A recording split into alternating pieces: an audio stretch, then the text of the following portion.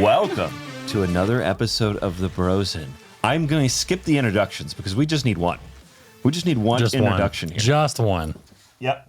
Just one. Oh, right here. The lovely Amy Bailey, who plays Joanna on The Chosen. Let's give it up. Amy, Let's give it up. welcome. Thank you. And of course, I'm joined by Sam Jenkins, Mitch Hudson, and Ben Stockton. So we'll do a quick intro like that so you know who's here in case you're listening, you can't see. So what's awesome is Amy is our very first cast member to be in the studio with us recording.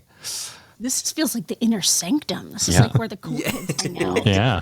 It is. It is where Dallas Jenkins hangs out. Does he know we're in here? No, he has no does idea not. we're here. Please do not show him this video. No, it's really impressive because we literally just started season 6 today. Today was day 1. Amy filmed today, and now she's in the studio, so she's tougher than I think all No, of us. they just wrapped like a minute ago. Yep. Yeah. Truly. Yes, but you have your face is on camera. We're behind. You have to perform. You have to be there, and then you still join the Brosen tonight after a day's work. That's pretty awesome. It's this impressive. is what I said to you when you asked if I would do this. I said, chosen schmozen.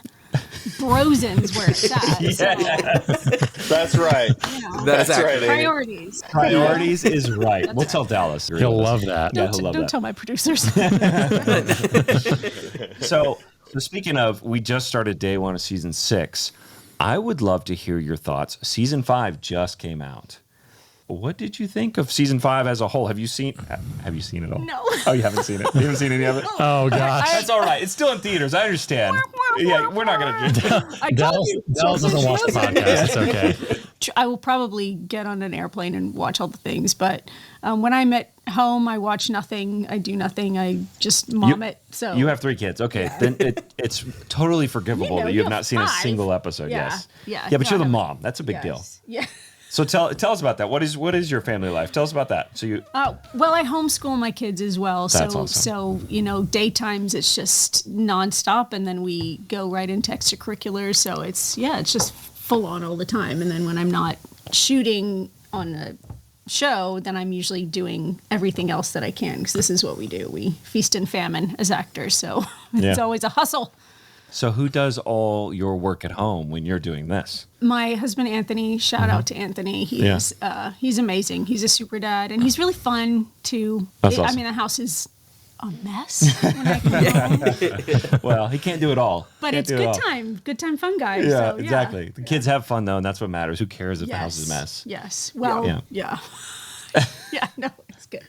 So we're not going to talk about season 5, but let's talk about Because someone hasn't seen Someone it here, hasn't so. seen it. Listen, What show is this? if I'm being completely honest, I haven't seen all 8 episodes either, so it's okay. I haven't have. seen them all. I went to the theater. Did so. you? Yeah. Saw him with his Theater? daddy. I did like you bring your 15 opera plus glasses? hours of sitting in a movie theater, so Well, I've heard it's good. it's very good. See, Dad, I do support the show. Sorry. So one thing I want to talk about is obviously you play Joanna, and one of my favorite things about the character you play is I feel like I've seen so many times where you're just on camera reacting. A lot of times it may not be dialogue, and it's just you reacting to something or seeing something, and every time I'm blown away. I'm always like, oh my gosh, like I could just stare at her on screen all day. Like your Yeah. reactions are so exactly how I think the audience is feeling. It's how I'm feeling as an audience member. But that's one of my favorite things about watching you work is Thank you. yes, is like your reactions are just fantastic. So I guess I should put a question to that. What's it been like playing Joanna? Why Like, do you have a face like that? why do you have a face like that? Why do you look like that? I mean, it's easy when our actors are so good. Our actors are Yeah. so good, and I love watching all of them. It's a pleasure to watch all of them, so I really enjoy watching them, and it's easy to get sucked into their performances. I cry when people cry. That's just what I do. So it's easy. Not really acting. No, I feel like I'm tearing up now just talking about crying. So, wow. yeah. I agree. Even in, I think is it episode 2 of season 4 when John the Baptist dies, and Episode 1. episode 1, yeah. It still just so much emotion, and there's very little words. And it's even like now, as packed as the first 3 episodes of season 4 is, Joanna's just there's so much emotion there with your character that it's like, oh my gosh, this is a very sad time. This is like a very mournful time of what's going on with these characters.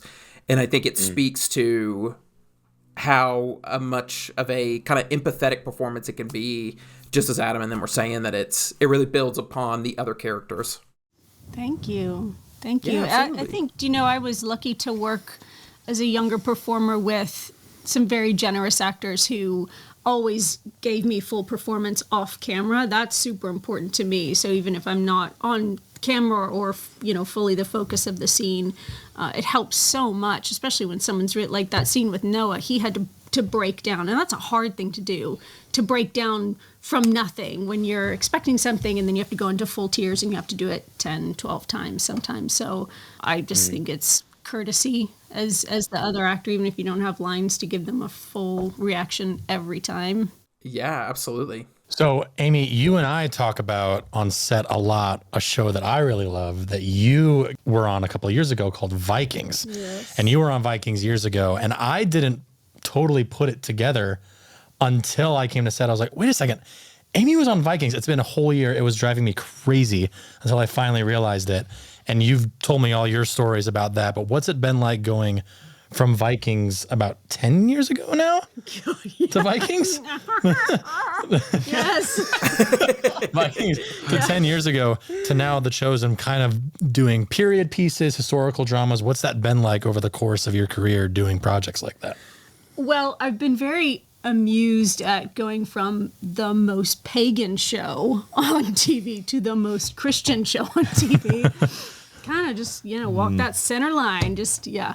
There are a lot of similarities in the way both shows started very small. They're both historical, but just kind of being a part of a show that it's like around season, 1 or 2 or 3, everyone starts to go, I think people like our show. Yeah. I think this is gonna work. Right. And then that kind of slow unveiling of going like, I think we're on a good show. It was that same feeling. There's a lot of similarities. I mean, very, very different character.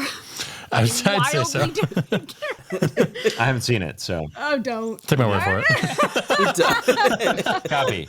For our fans at home, don't. I'm glad you know me as a nice person now. She was a crazy queen on the show, for those that haven't watched the show. Yeah, it was that's pretty cool. wild. Joanna's like the nicest character Yeah. I've ever played. And I truthfully have found it a little difficult because I like playing villains. Oh. And so. But you're the sweetest human being in the world. Like, that's surprising to me that's Maybe harder that's for why you. I didn't realize it at first, because you're such a sweet human being. And then I was like, wait, she was the worst character on the show. I always play bad. Yeah. But I really like it. I enjoy it. I find it interesting because it's interesting to get in the psyche of troubled people. So with Joanna, I really, she's so lovely. And so I really do dig around to find her selfishness or her, her greed or whatever her foibles are to make her kind of, I guess it's something more that I can latch on to, I suppose. Because I think, what a beautiful story that this rich lady then gets to meet the Lord and go out. And there's some darkness there. So so I'm always trying to kind of find like what her deal is. Yeah. So have you been acting since you were young? Did that start a long time ago? No, I was a professional ballet dancer for forever. And then moved into doing musical theater in England. I moved to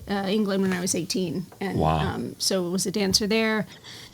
And then moved into musical theater. So I did West End shows and plays. And then Vikings was really I was not trained as an actor at all. Oh, Never really? trained. Don't tell my agents or anybody that hires me. Never trained as an actor. But, Secret here on the Bros End. Yeah. But I did a big commercial, a big advert for Johan Renck, who was the creative director of Vikings. So he had directed me on a big commercial for Perrier water. Ooh. And it's just one of those, like, you know, who you know kind of thing. And he brought me on. I actually auditioned for Lagertha. I think I told you that, for the lead. I don't think I knew that. That's the I main did. character of the show. I was the main character. I mean, bless Catherine. She was the right one to get it. But yeah, it was, all of us sort of auditioned for all the parts. Like, my friend Clive, who did Rollo, he auditioned for Ragnar. Everybody auditioned for Ragnar. You know, everybody auditioned for him. We all just sort of went like this around each other, and then they figured out who they wanted. So what's the fan response like? How have you seen the fan response of Vikings differ from The Chosen? Because you said you've gone from one of the most pagan shows on television to one of the most Christian, to the most Christian show on television, probably. Yeah, but really, what's been like the cool difference of fans of Vikings compared to those of The Chosen? I can imagine it's a wildly different audience.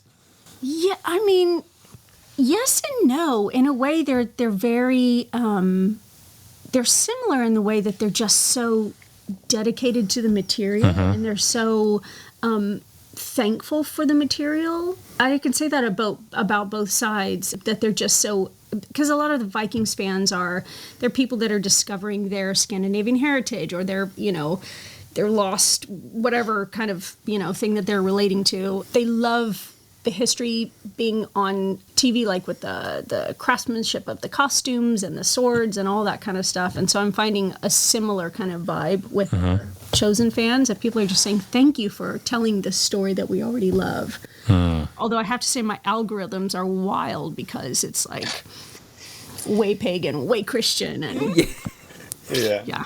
That's funny.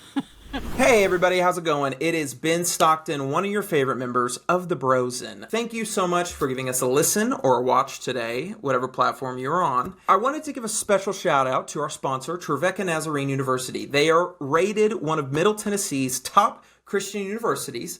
They have an outstanding film and television degree, and they're the alma mater of our very own Adam Drake. Plus, he's a professor there right now. So, if you go to Trevecca, you can not only get a film degree, but you can maybe have Adam Drake, our host of The Brosen, as your professor. How crazy would that be? All that to say, if you want to check it out and go to a fabulous school in the heart of Nashville, go check them out at trevecca.edu. So the ballet, do you still teach? You still teach ballet, right? I do. Yeah, I coach dancers. I also had a career for a little while where I was doing only comedy improv. I went to Oh, okay. Yeah. What? Intriguing. Yes. Amy. I'm 500 years old. I went to Comedy improv too. It's so so sorry you're That's not here, awesome. Willie.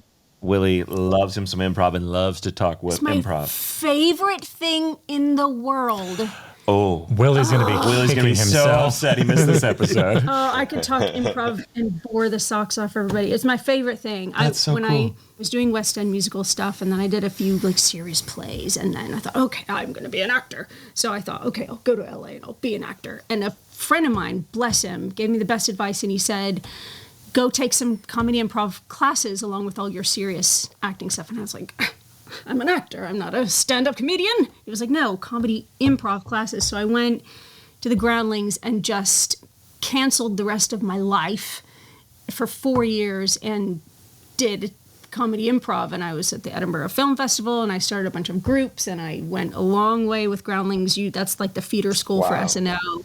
And I would have stayed with that. I think I still wish I could have stayed with that full time, but there's just not a lot of money in it. Yeah. It's hard to make a career out of that kind of life. So, but it's my favorite thing to do. So do you still do it? Like when you get an opportunity? Anytime I can. When I go, we spend our summers in England, and Edinburgh Comedy Festival is all of August. And so if I can jump into a couple of troops I know there, I will. I love improv singing, like where you create a musical out of nothing, which is really hard, but Wow. yeah, I love it. And we're going to do that right now. Yep. And a one, and My a two, favorite and thing a is one. when people are like, oh, you're funny? Do something funny. Do something for me. Tell a joke. Do it. I could see Mitch and Ben would be good at it, but I don't, and maybe even Sam. I wouldn't. I'm not. I've tried improv. I'm not. I would love to do improv in another life. If I Yeah, if I could go, man, when I hear about people who did, and forgive me, my voice sounds crazy because I'm so sick. If I could have done Groundlings or like Second City or like gone to anything like that, man, it's like a dream somewhere in my brain. That's just I'd love people who've done that. So that's so cool that you did that, Amy. It's the biggest high ever because you really think you're going to die, really and truly. Yeah. You step out on stage and there's a big paying audience who are sitting back like waiting for you to make them laugh, and you're not given anything. Sometimes you're given a word, and that's it, and then you create out of absolutely nothing. And it taught me, I mean, I coach young people now and adults if they'll let me, with you can improv, coach me. I'll take adult coaching. Yeah. Well, I mean, it teaches you to just, because you have to get rid of your ego, you have to get rid of judgment, you have to be a good listener. You get into such a flow, and it's been the best training for life that I've had, really. So we have a lot of people on our set, Luke Dimian especially, that are into comedy. Luke and I have what we call like improv Tourette's, where we get together and we just can't stop. I got to see this. That was gonna be my question. What's been like a memory for you with Luke? Like, is there a time on set where you and Luke have been cutting up, laughing so hard, or with anybody else? Judas like, and Joanna have improv Tourette's is so great. But is there a story that you can think of, or like a time where you and Luke were on? Because you don't have very many scenes together. No, we have no scenes together, but they did put us together and then regretted it deeply for some like PR something that we did. Oh my gosh! They put us together for some kind of game because I can't remember which team did that, and they were like, oh, Amy and Luke can do it, and I think everyone was just like, oh, we hate these people so much because Luke and I could not stop. We couldn't stop with each other. They couldn't get your and they just wanted us to get on our marks and just do the game, and we were just like this with each other, and it's the best and the worst. I remember on our episode with Luke, there's like a 6-minute segment where he does not stop improvising a baseball scenario or something like that. Yeah, Ben asked him to do it. It was great. It was fantastic. Yeah, it was incredible. It's a thing where it's like I cannot tell you how many wildly inappropriate things run through my head with everything that you guys say. There's like 12 things I want to say, and I censor myself. I'm like, not now, Amy. Not here. Not now. We're never inappropriate on so set. What are you talking about? Yeah. We never tell too many. Yeah, we're always very good. I can't even imagine. Yeah. So sorry to our have editors. those thoughts. So I don't know what you're talking about, Amy. So, Amy, you have been such a blessing to have on set. You are so much fun to work with. You have brought such great just color to Joanna and making that such an unforgettable character. When I think of you on set, I honestly think a lot about just that scene where you and Chusa and Herod and Herodias and Chusa's girlfriend, whose name I can't remember and won't remember, because he doesn't deserve you, but that I think about that scene, and it's just so interesting. I feel like your character just has such an interesting dynamic that we don't really get to focus on in a lot of these stories. Like a lot of like depictions of Jesus' story don't often get to really dive in on Roman life in Israel at that time. And so it's just really cool that you've gotten to do that. Sam kind of brought this point up of you have not had a lot of screen time with some of the disciples because you're kind of off in your own world and occasionally cross paths with the disciples. You kind of have your own story that has overlaps with what the disciples are doing, but it comes and goes. But I guess my question with all that is just who of like the main cast have you not had a scene with yet, and who would you love to have a scene with if you could before the show is over? I mean, I have to say, one of my favorite actors on the show, and who I'd love to have more, is with Herod, with our wonderful Paul. Mm-hmm. He's such a good actor, and Caiaphas. Yeah, they just blow me away. They're incredible. Yeah, I would love to have just a scene with them, just to be in there, villaining away. So Dallas, you need to turn Joanna into a villain. Just make that's She right. needs to go full 180. Yeah. That's her the arc ending. of She it. turns away from everyone else and becomes a full-on bad guy. Yes. But I did have a similar thing again with the Vikings thing, and I think I told you this before, but there was a point on the Viking show, because I played like this British evil queen. But at one point in the story, I managed to get on the Viking boats, and I was so excited because you get on these big Viking boats. They were real, and they were in Ireland. We were on the water, and everybody on the Viking side had been doing these stinking boats for like 3 years and hated it. And I was the only one on the boat who was like, wee, dee, dee, dee, and all my social media was just like, this is the best. And everyone's like, shut up. So annoying. And then I got last year in Utah, I got my first like walk and talk with the disciples. Yeah. Because I made it to the in crowd. Now you're one of the disciples. And I was like the only smiling person. Yes. That day. They were all just like, ugh, the walk and talk. Walk and talk days are. We have had so many walk and talks, and so all the disciples are so done with them. They're done. And so it's hilarious when we've slowly brought in new people. There's been a few of you that come in and they're all like, "Oh, a walk and talk, yeah." And the disciples are like, "No, you're gonna hate it. It's so miserable." It's so interesting though. It's so interesting though because I also feel like it's funny in real life that you would actually enjoy it while everyone else, is this is just well-worn ground for them. But it also kind of plays into your character too in a funny way because I feel like it kind of comes through that you also seem excited about it because you're included and you're part of it, in the show itself. And so it's kind of funny that that's like real life and the movie life are like the same in those moments. And it's kind of funny. Yeah. The cast likes me. No, the thing about walk and talks is that because of how long they take to shoot, crew has to be far away from everything else. We have to set up all the way over here, and then we got to walk back and forth and back and forth, and we get our steps in for sure. Yes. But it is our least favorite days, and we always try to find excuses like, "Oh, I get to go back to the office right now for the next 2 hours. See ya, suckers." Yeah, on those walk and talks, I always get my 20,000 steps, and Mitch gets his 30. So that's right. Yeah, that's right. I don't mess around. That's what's crazy to me. When I was on season 4, I mean, most of my time was spent in the tent with the PG, so this is why I say this. Walk and talk days were my favorite, because that's when I was actually on set. I was out there helping with the BG, and it was like, this is great. And those are the days I would get 10,000 steps, and I was like, I did it. I'm out here. I'm working on set. For the rest of us, we're like, that's Jonathan, awesome. Please don't be thirsty. Please don't ask for a water. I don't want to walk all the way out there. Everyone's good. Oh, man, Amy wants a water. And make it cold. Yeah. So, Amy, now that you're basically one of the disciples, and you've been with us for several seasons now, what's one of your favorite, funny stories from set? I mean, there's been a couple you can of share times multiple, when that's fine. There's been a couple of times when it's hard when it's really inappropriate to laugh. That's when it's the best / worst is when you're doing a heavy scene and then you just get that kind of like throw-uppy feeling like this is just all too much, and then you get the laughs, and that can be hard. I think we did have the scene which I haven't seen yet. Which is, what's the spoiler deal? All the episodes of season 5 are now out. They're all out. So you're good. No spoilers for season 5. Except for me, because I haven't seen the show, so I'm spoiling this for myself. Yes. The scene where all the women get to have the Last Supper with Jesus, which was just beautiful. So beautiful. I haven't seen it yet. Yeah. Just Sorry. Just so you know, before you tell the story, that scene I was pouring tears.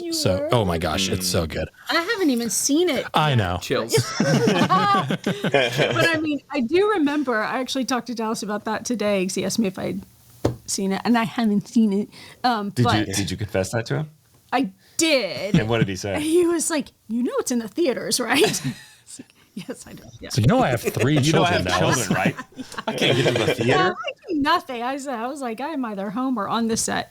But I remember we sat down and we were just crying already, and we hadn't even started the rehearsal. Do you remember that? Yeah. Dallas was like, No, you don't know yet. So it was that balance of going like, we as the actors knew what was coming, and we just couldn't stop. We were all crying in the rehearsal. We needed to realize what was going to happen and maybe cry after Jesus told us. But it's just moments like that where you just like, I couldn't stop. And then I cried for like 2 days afterwards. Whoa. Yeah. It just got in my body, and but I can't wait to see that. Speaking of which, do you ever have times like that where it's like you have a very emotional scene, and then when you go home, you're still carrying it, and it's like you can't kind of get out of that? Sometimes I try not to. I worked early days when I first, again, because I never really trained. I learned the hard way not to use your personal experiences because that can really affect your home life and just your spirit. Yeah.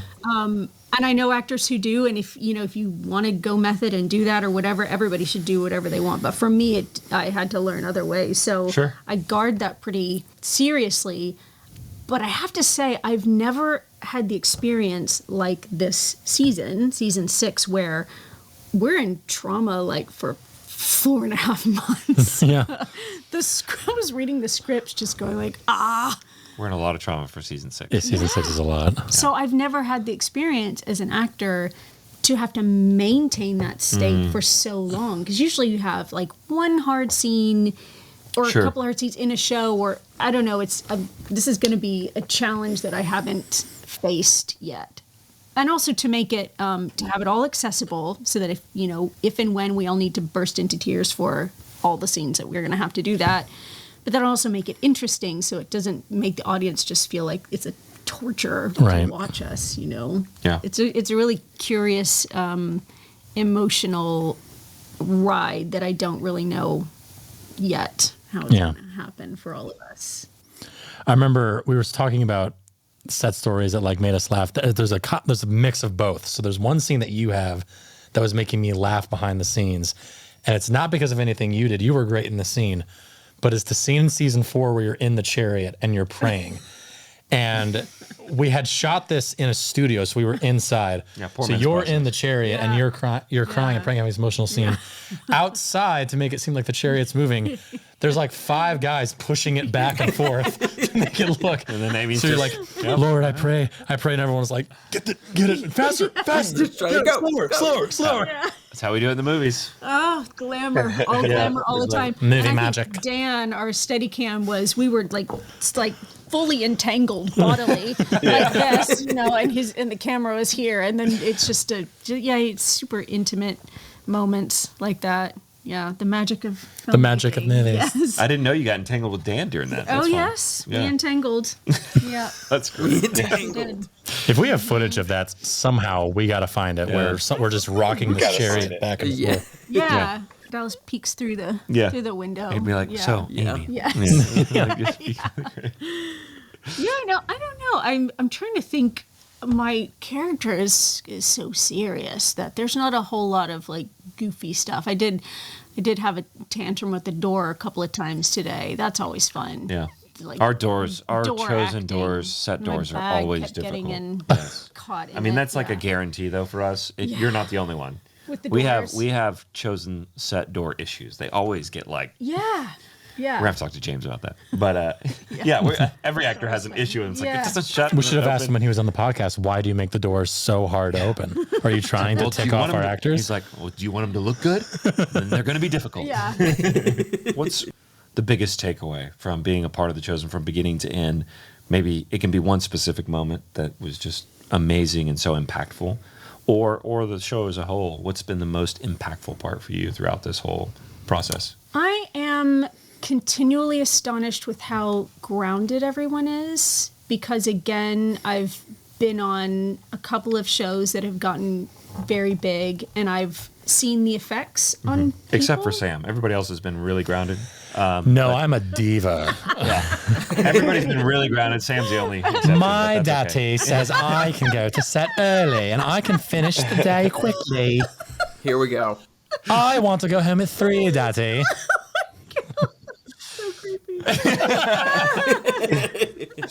Sorry, I didn't mean to interrupt, baby. You can continue. Yes. We just had to make sure everybody knew that. Everyone knows that I'm a diva. It's fine. I can't get fired, so it's okay. This is the perfect example, because I have met real Nepo babies, and they're not fun to work with. And Sam is no exception. Hey, I was like, it's too long of a silence. This one takes the cake. I think we just did the premiere in Dallas, and it always blows me away. You know, we did Chosen Con last September, and there were like 5,000 people there. And then I'm watching, you know, other cast members are going to Rio and Mexico and Spain and all over the place. And it's electrifying and very exciting to be part of something so big and have so much adulation come at you. But boy, you better keep your feet on the ground, because I have seen many friends, you know, from actors to, you know, all levels of crew, producer, whatever, camera people, and it goes to their heads. Kind of, you can see what kind of person you are when you start to get success. So all of us in this show are gaining levels of fame and success and, you know, good fortune in various ways. And yet it's like we all remind each other there's a lot of gratitude, and a lot of gratitude from the top. I mean, especially Dallas, like for him to just be like, I still can't believe this is happening. And what's the message here, though? What's the message? What's our purpose? And that is unusual, I have to say. I've never been on a show that is this successful, and we're kind of only at the beginning in a way. I feel like people are going to discover this show more and more and more and more and more. It's going to keep getting bigger long after we stop shooting, but the heart is in the right place for sure, and that's unusual. Yeah, so true. And I mean, I think it's hard for us as anybody, as any human being, to stay humble when it grows like that, or when your career grows. And yeah, I think it's just hard to keep that humble, for sure. Yeah. It's easy temptation to fall into. It is, and it's a shame, you know, and you see people change, because it doesn't last forever, you know, as high as you feel like you get, there's, you know, so this is the best group that I've worked with that is balancing that well. Yeah. So you mentioned Chosen Con. What's Chosen Con like for you? Tell us, how was this the last Chosen Con for you? Well, I've done lots of Comic-Cons before. Oh, really? I did through Vikings. They huge ones. I mean, people are wild. But they're vastly different than the Chosen Con, aren't they? Yes, they are very different. Chosen Con, I mean, you just get prayed for a lot, which is great, you know? They're not praying. They're not praying so for you at the funny. Viking Con? Yeah. No, Vikings, They're praying to their Norse gods. Yeah. Well, there's a level of, and I have to choose my words carefully because I'm so thankful. And if it weren't for fans watching our TV shows, where would any of us be? Right. But there's definitely that level of crossover where people don't separate you from your character. And so depending on the character you've played, that can be odd. But then also just there can be like people, I've been followed into bathrooms, and it just, they find out what hotel you're staying. I've been tripped and fallen on the ground running from people in Frankfurt Airport. Wow. It can get really, really wild. Before I experienced that, I would have balked at, an actor to getting a bodyguard. That was so stupid. And then I kind of got my first experience of that and gone like, oh, it's not that you're getting a bodyguard because you're so important. It's because there are some really weird people out there. So in contrast to that, Chosen Con was lovely because I think there's a different level of fandom there where, again, they really love our show and everything, but they're all there for a different purpose as well. It's not just our show. I think they're there because that's their faith, and it's a whole other thing. So I found it very respectful. But still, I mean, again, you have to kind of step back and be like, here's 5,000 people screaming when I come out on stage, and don't take it personally. Don't take the criticism personally, but don't take the praise personally either, because it's is what it is. It's it should all be neutral, I think. Yeah, well, that's good. Chosen Con is really lovely, and Mitch knows better than most because I've never seen anyone get swarmed more than Mitch Hudson at Chosen Con. Mitch was late to our Chosen Con recording. Fun.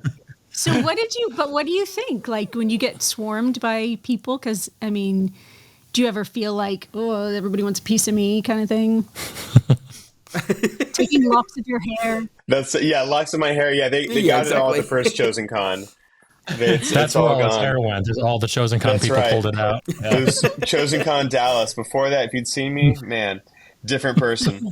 No, I mean, I think it's fun. I do think it's something that I have almost like I think I kind of like shift into kind of like a meta awareness, if that makes sense, of like, I think I kind of just get into like, this will probably never happen ever again. is honestly what I think about every time that I'm in those situations. And so it kind of helps me enjoy it because I'm like, man, what a cool, what a like gift that this is, that they are excited. Do they even know who I am? Because in most TV shows, you don't know who the crew is, I mean, who's the second AD of Breaking Bad? No one knows. It's not like and no one really knows me either, But There's no way Ben knows. if Ben just pulled that info out, dude, no way you are shaming Charlie Rodriguez right now. Mitch is for sure the most famous second on the planet. Yeah. Maybe of all time. Yeah. Within our fans, but within our fans. And that's something that I think comes to mind is I'm like, this only happens right now in this zip code on this day. You know what I'm saying? I think that's what I usually feel at Chosen Con because it's not like a part of my life. But I think it would be kind of weird if it was part of my regular life. And, what you're describing of being, chased down, hiding in bathrooms, like that is not happening to me. And that is like a crazy, that's like a next level kind of thing to be experiencing. And I get it. It sounds like it'd be spooky and, might be kind of the double-edged sword of it. For sure. And I mean, again, I only, like you, I experienced that in sort of microcosmic moments where, all the fans are there for that one thing, but it's like a taste of what it must be like for some of the A-listers who are, they can't walk down the street. I mean, I have no aspiration for that. That is awful. I would hate that to be harassed by my family or by my family. That's why you're here in Texas. I don't have fans. I got fans. Where I am. My 5-year-old is a terror. That's a good point though, Amy, about what does your family think about it? Has your family ever gone with you to one of these events, or have they gotten to see, hey, 24/7, this is your mom, but here in this moment, she's a celebrity? Like, what have they seen that, or what's that like for them? I have 9-year-old twins and a 5-year-old. So the 5-year-old he doesn't really know yet, but my twins are just kind of starting to cotton on. And we've had, I mean, in certain countries, you'll get noticed more. For example, I can't go anywhere in Germany because of Vikings. Germany, for whatever reason, Germany and Brazil, it's just like they are mega fans. And my kids will get recognized. And they've had a couple of experiences where people have yelled out to them and your mom was on Vikings. Yes. Well, they called them out by their name, and of course they never called me. They're like Kwenthrith. It is crazy. I've been followed home before in London. Oh my gosh. Several times. Well, you must. Everybody in Brazil must be your fan then, because Brazil is crazy about Chosen too. Yeah, they are. So if they're crazy about Vikings and Chosen, then you literally have the entire demographic of Brazil. Fanning on them all. You got them all. Amy Bailey holds Brazil in her hands. Brazil in her hands. And the Christians of Brazil. Like she's right now, it's Brazilian people going, Kwenthrith, what are you doing on Chosen? Yeah. She needs her own statue in Brazil. Yes. That's so funny. We need to take the bros into Brazil for Brozil and see what the fan reaction is there. When we went to Brazil a couple of years ago for The Chosen, I've never seen fans as passionate as Brazilian fans are. It was incredible. Yeah, they are. It was obrigado like everywhere we went, which means thank you in Brazil. Hey, no, it doesn't. Smart. Wow. Yes, it does. It does. If you're a man. If I'm a man, yes. Obrigado, obrigada. It was crazy. I've never seen it in a good way. Like our Brazilian fans, unreal. The passion there, I know, they are. They are, Yeah. She's experienced it firsthand. Did you go to the Brazil premiere with Chosen? Okay, well, good thing. I mean, you might have been mauled. Like, You've been swarmed. Yeah. There's Viking fans and Chosen fans pulling you back they've been fighting over you. Christian's pagan, Christian. She's ours. You can't have her. We're turning into German all of a sudden in Brazil. We don't know. We're not going to attempt to do the Brazilian accent here. So, what's it been like to have your podcast has grown to 9 bros, and you guys, your numbers are going up. I follow you on Instagram. Do you follow the Bros and Amy? Of course I do. Well, she actually does. Wow. She actually does. I do. Wow. I mean, that's enough followers for us right there. I think this is That's great. a huge endorsement. Super cool. Yes. I mean, because I know when I've been fans of shows, I'm so hungry for backstage details and little vignettes and stories, and you guys have been on it since the beginning and you know everything that goes on and all the little details. So that's what I'm always kind of seeking out. So this is cool.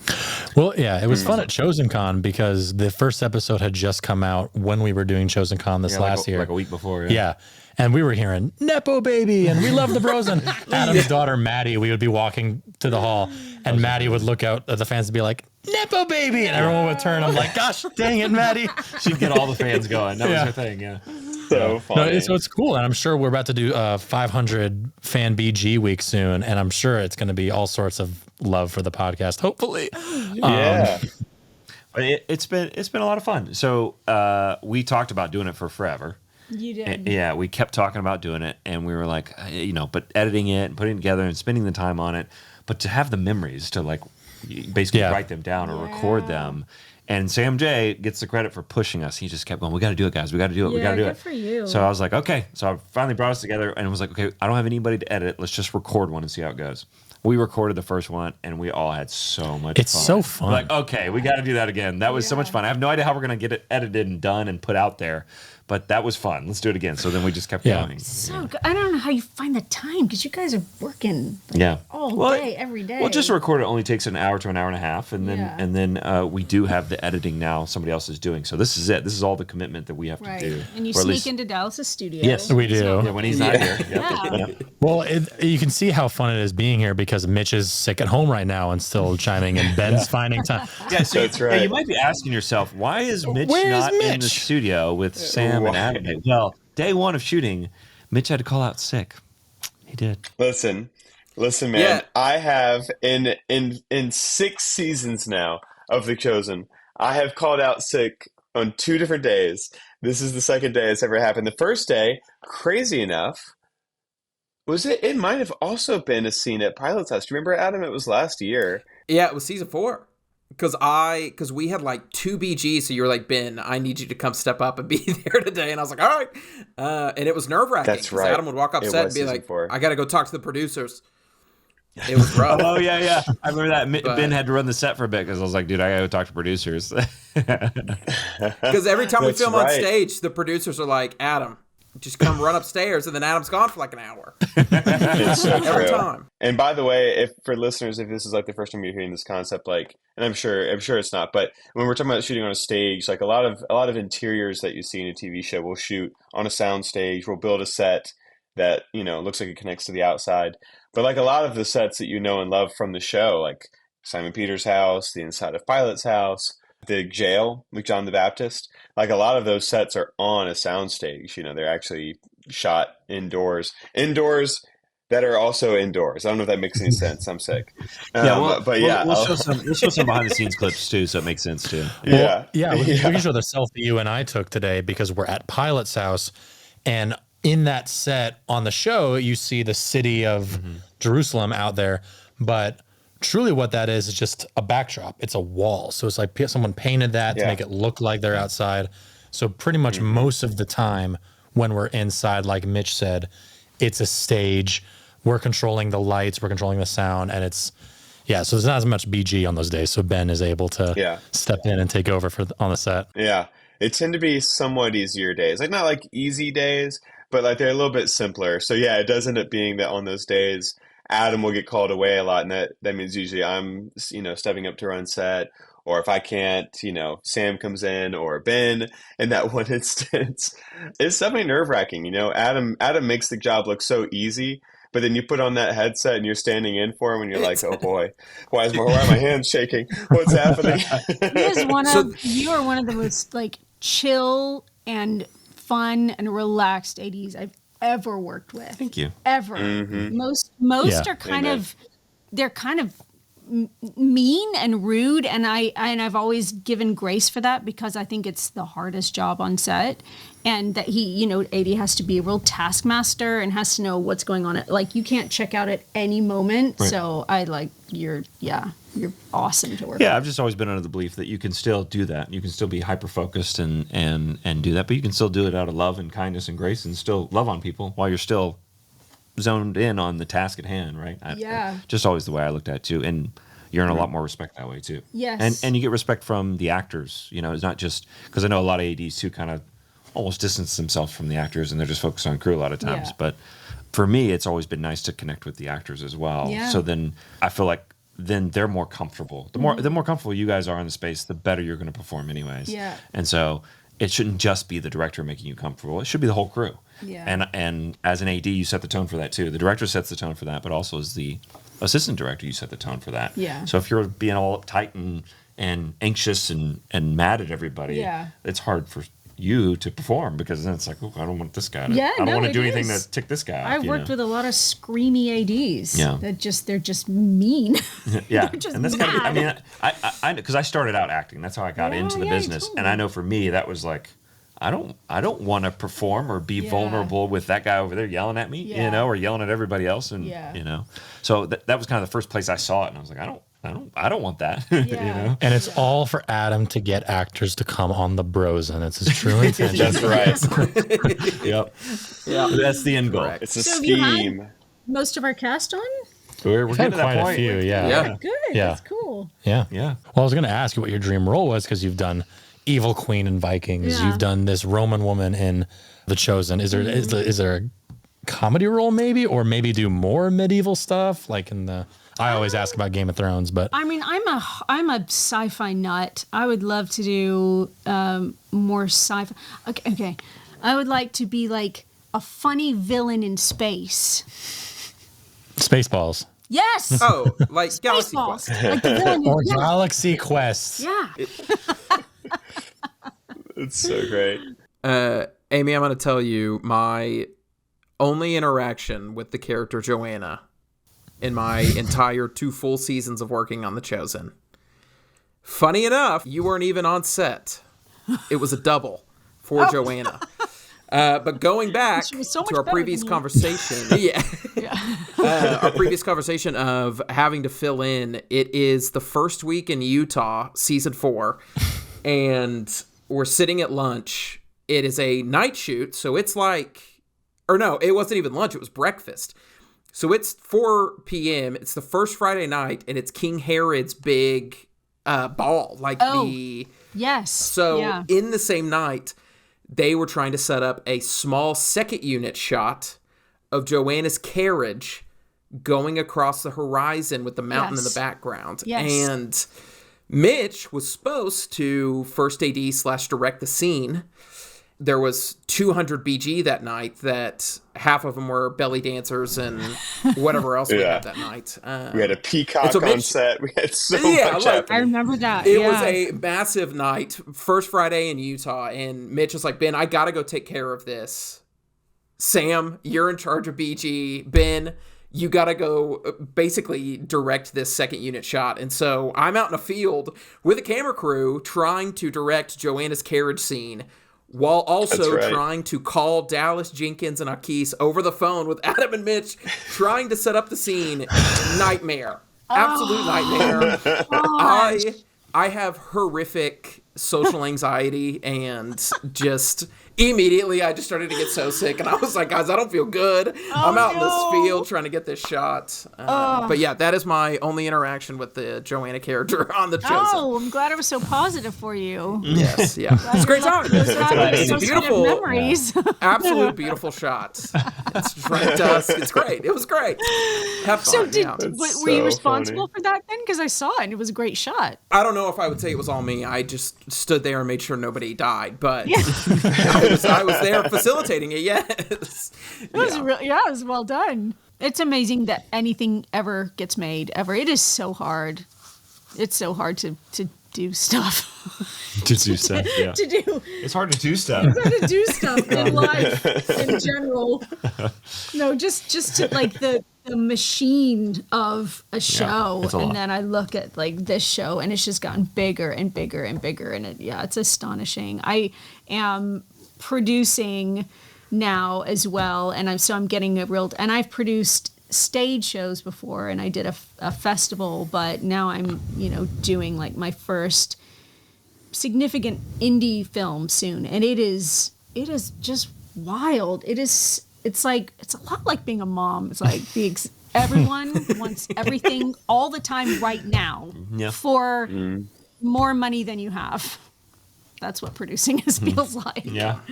So That's if you great could give your younger self or anyone advice, what's the biggest piece of advice you would give a young person to achieve what you've achieved or be where you're at Oh today? my gosh.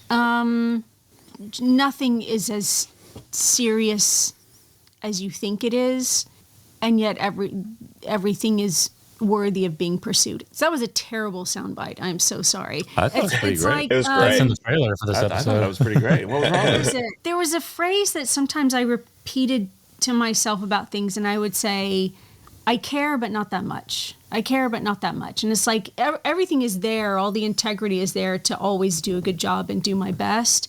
But in the end, let it go and it's all right. I don't know if anyone's ever read The Four Agreements. That's a beautiful Heard book. of it. And Yeah. it's like, be impeccable with your word, always do your best, don't take anything personally. I can't remember the fourth one clearly. It didn't make that big of an impact on me, but yeah, but I mean, life is a lot simpler than we think it is. Well, I have some nieces and nephews who are teenagers and 3 beautiful goddaughters who are teenagers, and I'm watching them and they're just going through the drama of life, and I'm sitting back and I wish I could be like, it's okay. It's okay. It's not Don't take it so serious. Yeah. Don't take it so seriously. And I think the older I get, the more immature I am. So this is what we are hoping for. Is that I promise to never get more mature. That's good. No, I totally That's a agree with what you're promise. saying. That's something I had to learn early on ADing as well, is I'm taking my job very seriously, and I have to do it well, and I have to do the best, and I want to be the best.